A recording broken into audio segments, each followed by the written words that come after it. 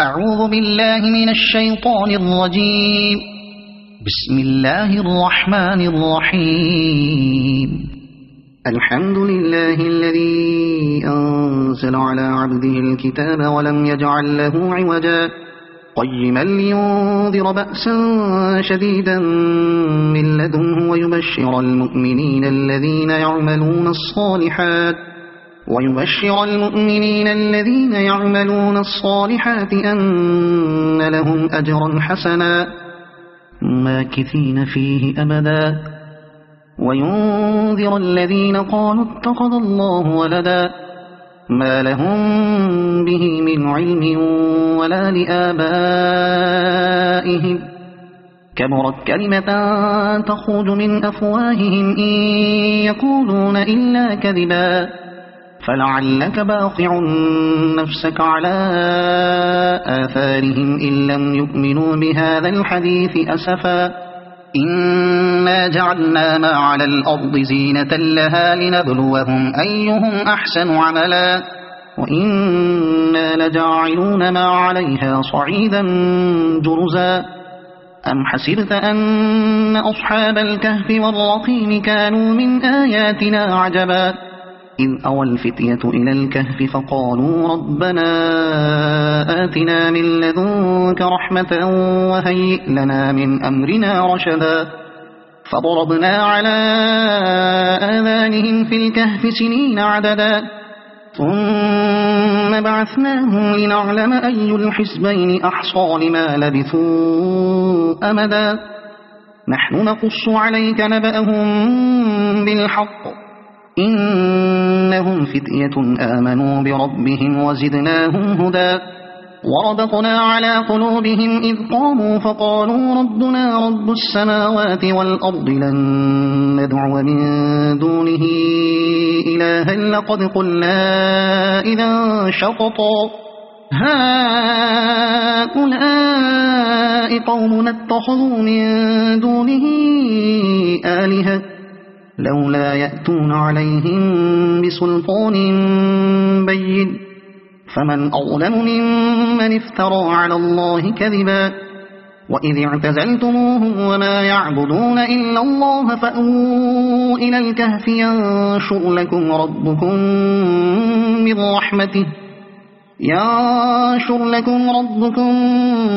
من رحمته ويهيئ لكم من أمركم مرفقا وترى الشمس إذا طلعت تزاور عن كهفهم ذات اليمين وإذا غربت تقرضهم ذات الشمال وهم في فجوة منه ذلك من آيات الله من يهد الله فهو المهتد ومن يضلل فلن تجد له وليا مرشدا وتحسبهم أيقاظا وهم رقود ونقلبهم ذات اليمين وذات الشمال وكلبهم باسط ذراعيه بالوصيد لو اطلعت عليهم لوليت منهم فرارا ولملئت منهم رعبا وكذلك بعثناهم ليتساءلوا بينهم قال قائل منهم كم لبثتم قالوا لبثنا يوما أو بعض يوم قالوا ربكم أعلم بما لبثتم فابعثوا أحدكم بورقكم هذه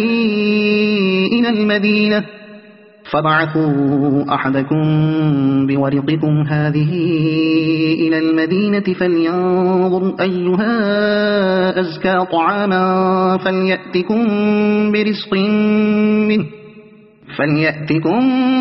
برزق منه وليتلطف ولا يشعرن بكم أحدا إنهم إن يظهروا عليكم يرجموكم أو يعيدوكم في ملتهم ولن تفلحوا إذا أبدا وكذلك أعثرنا عليهم ليعلموا أن وعد الله حق وأن الساعة لا ريب فيها إذ يتنازعون بينهم أمرهم فقالوا بنوا عليهم بنيانا ربهم أعلم بهم قال الذين غلبوا على أمرهم لنتخذن عليهم مسجدا سيقولون 3 رابعهم كلبهم ويقولون 5 سادسهم كلبهم رجما بالغيب ويقولون 7 وثامنهم كلبهم قل ربي أعلم بعدتهم ما يعلمهم إلا قليل فلا تمار فيهم إلا مراء ظاهرا ولا تستفت فيهم منهم أحدا ولا تقولن لشيء إني فاعل ذلك غدا إلا أن يشاء الله واذكر ربك إذا نسيت وقل عسى أن يهديني ربي لأقرب من هذا رشدا ولبثوا في كهفهم 300 سنين وازدادوا 9 قل الله أعلم بما لبثوا له غيب السماوات والأرض أبصر به وأسمع ما لهم من دونه من ولي ولا يشرك في حكمه أحدا واتل ما أوحي إليك من كتاب ربك لا مبدل لكلماته ولن تجد من دونه ملتحدا واصبر نفسك مع الذين يدعون ربهم بالغداة والعشي يريدون وجهه ولا تعد عيناك عنهم تريد زينة الحياة الدنيا ولا تطع من أغفلنا قلبه عن ذكرنا واتبع هواه وكان أمره فرطا وقل الحق من ربكم فمن شاء فليؤمن ومن شاء فليكفر إنا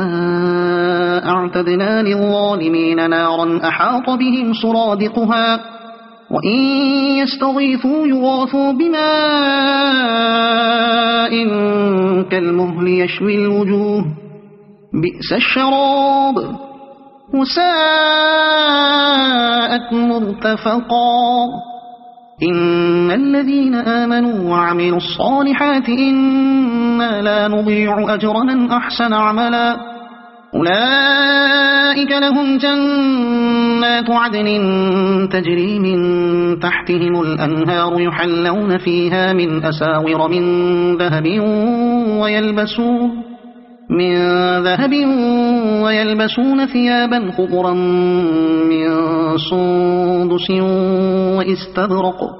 من سندس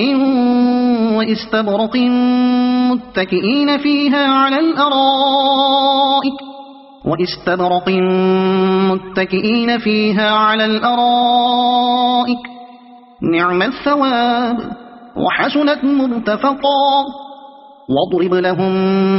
مثل الرجلين جعلنا لأحدهما جنتين من أعناب وحففناهما بنخل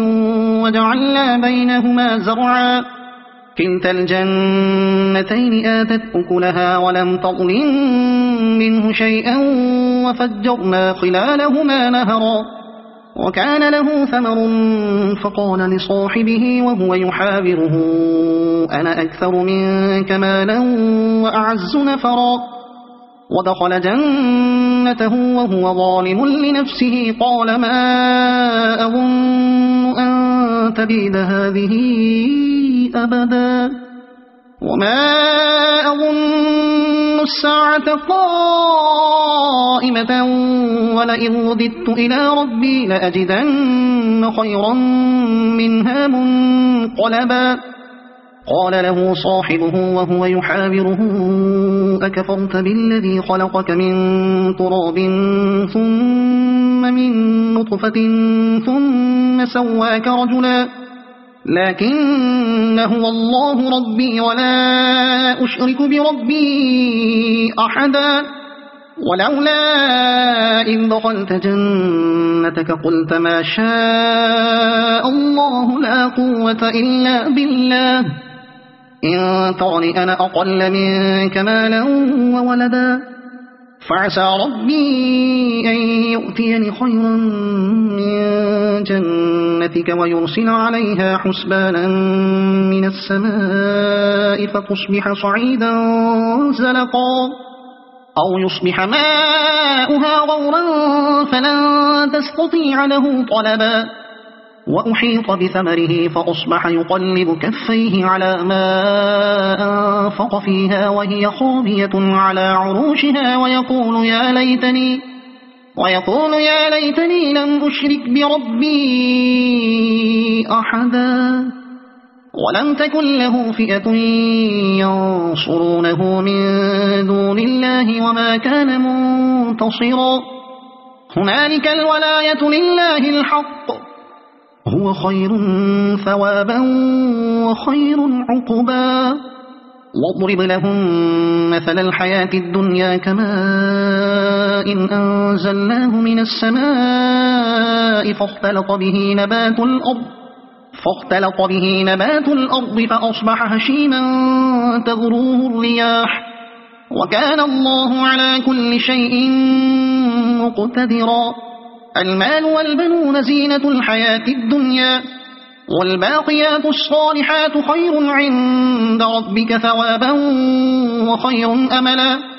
ويوم نسير الجبال وترى الأرض بارزة وحشرناهم فلم نغادر منهم أحدا وعرضوا على ربك صفا لقد جئتمونا كما خلقناكم أول مرة بل زعمتم أن لن نجعل لكم موعدا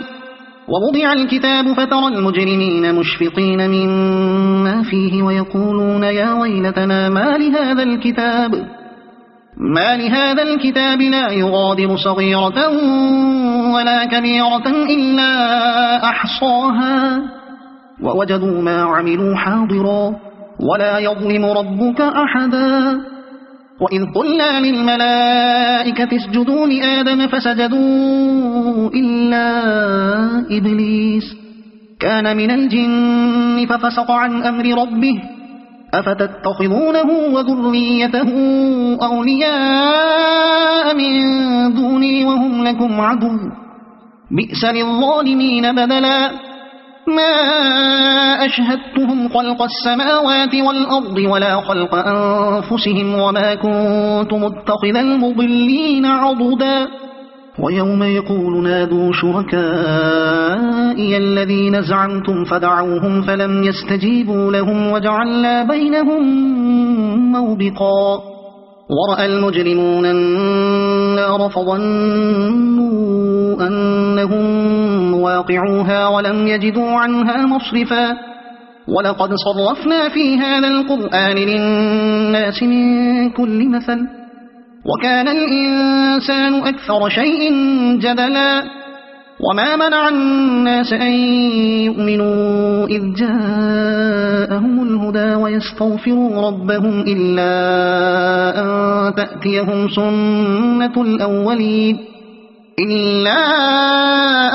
تأتيهم سنة الأولين أو يأتيهم العذاب قبلا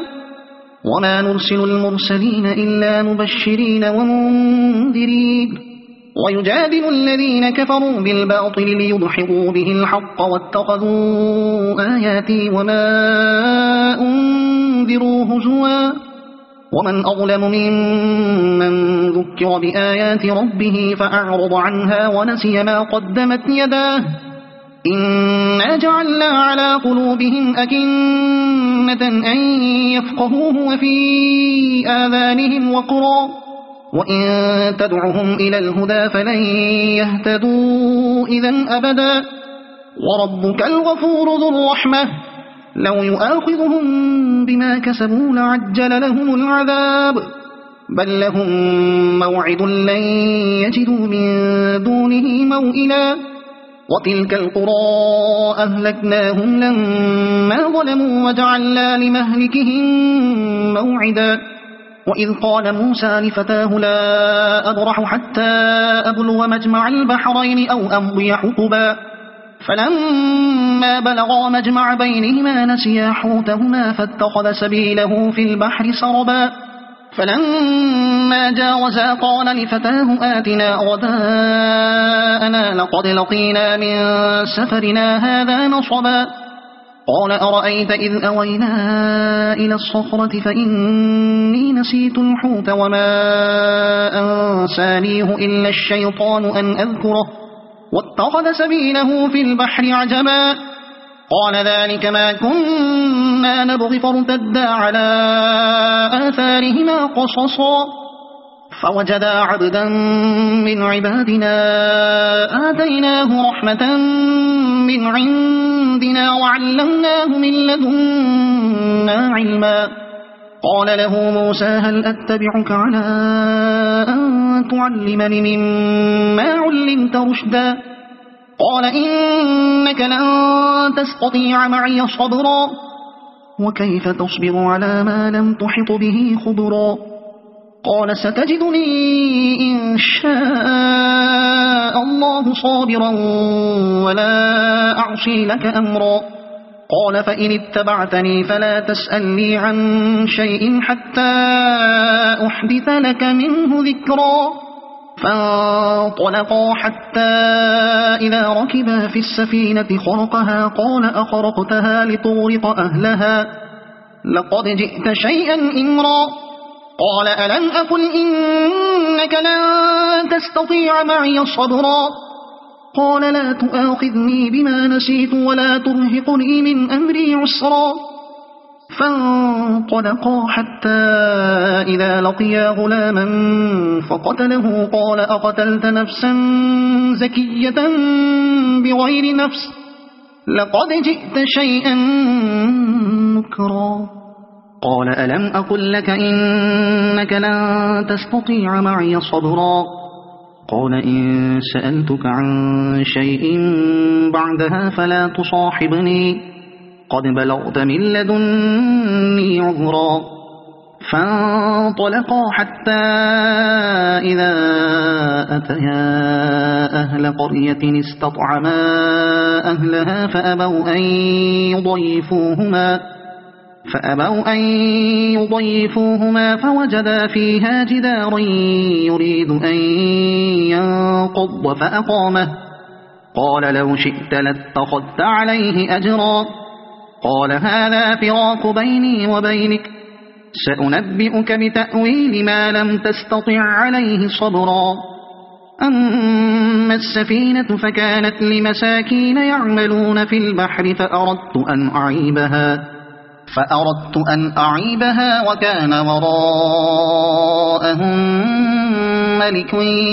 يأخذ كل سفينة غصبا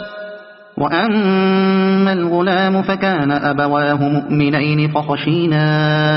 أن يرهقهما طغيانا وكفرا فأردنا أن يبدلهما ربهما خيرا منه زكاة وأقرب رحما وأما الجدار فكان لغلامين يتيمين في المدينة وكان تحته كنز لهما وكان أبوهما صالحا فأراد ربك أن يبلغا أشدهما ويستخرجا كنزهما رحمة من ربك وما فعلته عن أمري ذلك تأويل ما لم تستطع عليه صبرا ويسألونك عن ذي القرنين قل سأتلو عليكم منه ذكرا إنا مكنا له في الأرض وآتيناه من كل شيء سببا فأتبع سببا إنا مكنا له في الأرض وآتيناه من كل شيء سببا فأتبع سببا حتى إذا بلغ مغرب الشمس وجدها تغرب في عين حمئة ووجد عندها قوما قلنا يا ذا القرنين إما أن تعذب وإما أن تتخذ فيهم حسنا قال أما من ظلم فسوف نعذبه ثم يرد إلى ربه فيعذبه عذابا نكرا وأما من آمن وعمل صالحا فله جزاء الحسنى وسنقول له من أمرنا يسرا ثم أتبع سببا حتى إذا بلغ مطلع الشمس وجدها تطلع على قوم لم نجعل لهم من دونها سترا كذلك وقد أحطنا بما لديه خبرا ثم أتبع سببا حتى إذا بلغ بين السدين وجد من دونهما قوما لا يكادون يفقهون قولا قالوا يا ذا القرنين إن يأجوج ومأجوج مفسدون في الأرض فهل نجعل لك خرجا على أن تجعل بيننا وبينهم سدا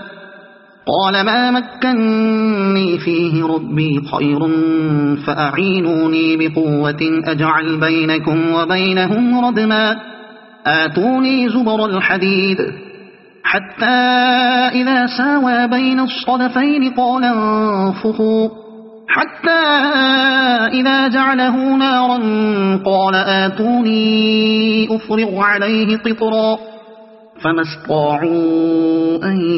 يظهروه وما استطاعوا له نقبا قال هذا رحمة